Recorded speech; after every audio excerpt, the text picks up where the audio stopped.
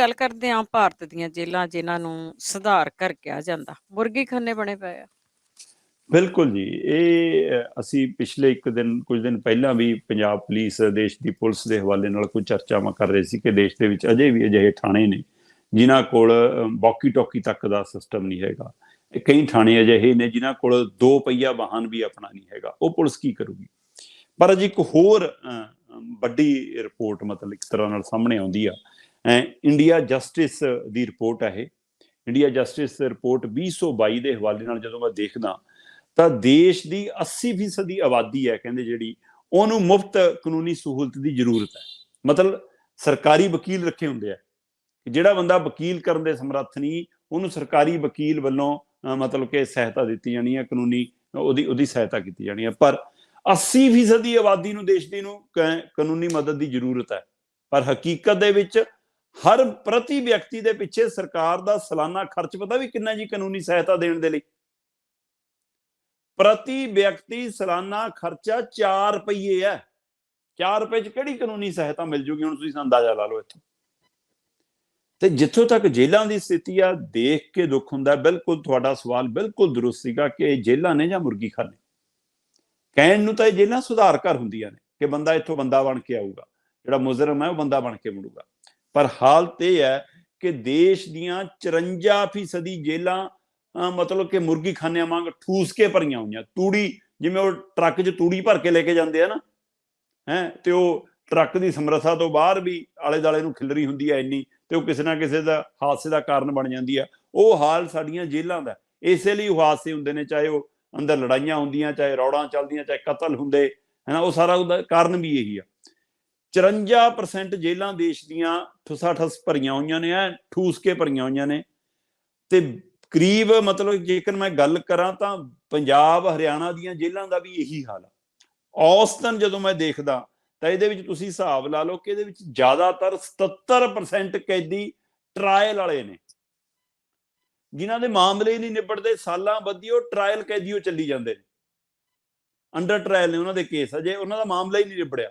77% ਅਜਿਹੇ ਮਾਮਲੇ ਨੇ। ਮਾਤਰ ਸਿਰਫ ਮਤਲਬ ਕਿ 22-23% ਇਹਦਾ ਮਤਲਬ ਕੈਦੀ ਉਹ ਨੇ ਜਿਨ੍ਹਾਂ ਦੀ ਸਜ਼ਾ ਹੋ ਗਈ, ਜਿਨ੍ਹਾਂ ਦੇ ਫੈਸਲਾ ਹੋ ਗਿਆ, ਉਹ ਕੈਦੀ ਨੇ। ਤੇ 77% ਇਹਨਾਂ ਜੇਲ੍ਹਾਂ 'ਚ ਉਹ ਠੂਸੇ ਹੋਏ ਨੇ ਜਿਹੜੇ ਟਰਾਇਲ ਦੇ ਵਿੱਚ ਨੇ ਤੇ ਅਜੇ ਤੱਕ ਉਹਨਾਂ ਦੇ ਅਸੀਂ ਮਾਮਲੇ ਹੀ ਨਿਬੇੜ ਪਾਉਂਦੇ। ਤੇ ਮੈਂ ਦੇਖ ਰਿਹਾ ਸੀਗਾ 2010 ਦੇ ਵਿੱਚ ਇਹ ਗਿਣਤੀ ਲਗਭਗ 2 ਲੱਖ ਸੀ। ਜਿਹੜੇ ਅੰਡਰ ਟਰਾਇਲ ਕੈਦੀਆਂ ਦੀ ਗਿਣਤੀ ਹੈ ਉਹ 2 ਲੱਖ ਦੇ ਕਰੀਬ ਸੀ। ਤੇ 2021 ਤੱਕ ਆਉਂਦਿਆਂ ਇਹ ਗਿਣਤੀ 4,03,000 ਹੋ ਗਈ, ਮਤਲਬ ਦੁੱਗਣੀ ਹੋ ਗਈ। ਇੱਥੋਂ ਅੰਦਾਜ਼ਾ ਲਾ ਲਓ ਤੁਸੀਂ ਕਿ ਕੀ ਸਥਿਤੀ ਆ ਦੇਸ਼ ਦੇ ਵਿੱਚ। ਦੇਸ਼ ਦੀਆਂ ਕੁੱਲ ਜੇਲ੍ਹਾਂ ਦੇ ਅੰਦਰ 5,54,000 ਤੋਂ ਵੱਧ ਕੈਦੀ ਨੇ, ਕਰੀਬ 5.5 ਲੱਖ ਤੋਂ ਵੱਧ ਦੇ ਕੈਦੀ ਨੇ। ਤੇ ਹਾਲਤ ਦੇਖੋ ਤੁਸੀਂ, ਇੱਥੋਂ ਅੰਦਾਜ਼ਾ ਲਾ ਲਓ ਕਿ 5.5 ਲੱਖ ਦੇ ਕਰੀਬ ਦੇਸ਼ ਦੀਆਂ ਜੇਲ੍ਹਾਂ 'ਚ ਕੈਦੀ ਹੋਣ ਤੇ ਇਹਨਾਂ ਨੂੰ ਮੈਡੀਕਲ ਸਹੂਲਤ ਦੇਣ ਦੇ ਲਈ ਜੇਲ੍ਹਾਂ 'ਚ ਮੁਲਾਜ਼ਮ ਪਤਾ ਵੀ ਕਿੰਨੇ ਨੇ ਜੀ? ਮਾਤਰ 658।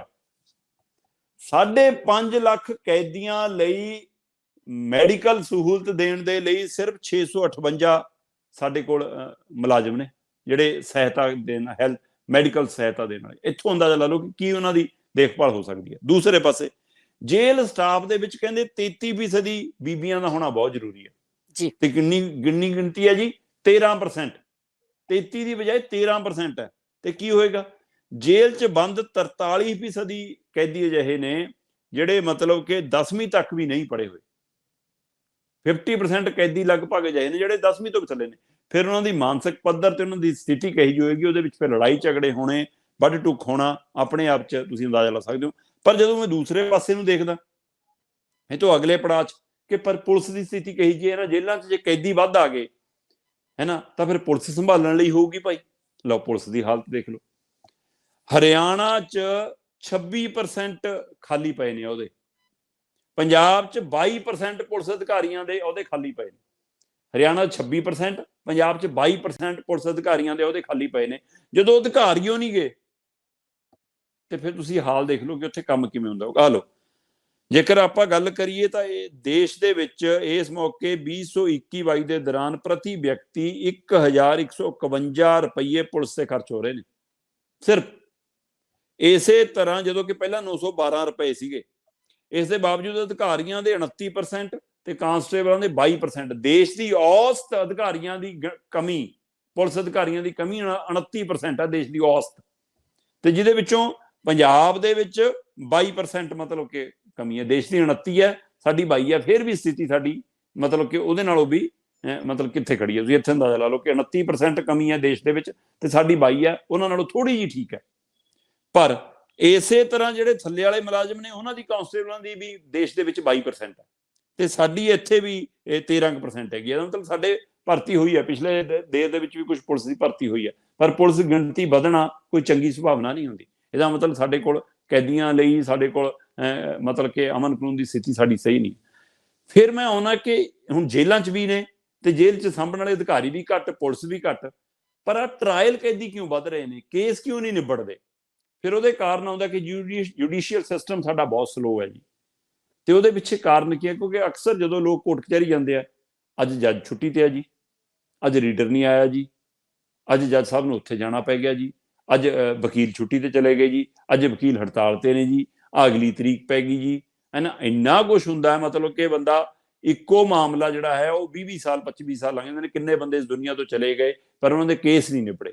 ਤੇ ਜਦੋਂ ਮੈਂ ਇੱਧਰ ਆ ਕੇ ਹਾਲ ਦੇਖਦਾ ਕਿ ਇਹਦਾ ਕਾਰਨ ਕੀ ਜੱਜਾਂ ਤੇ ਬੋਝ ਹੈ, ਕੀ ਜੁਡੀਸ਼ੀਅਲ ਤੇ ਬੋਝ ਹੈ, ਤਾਂ ਬਿਲਕੁਲ ਜੀ।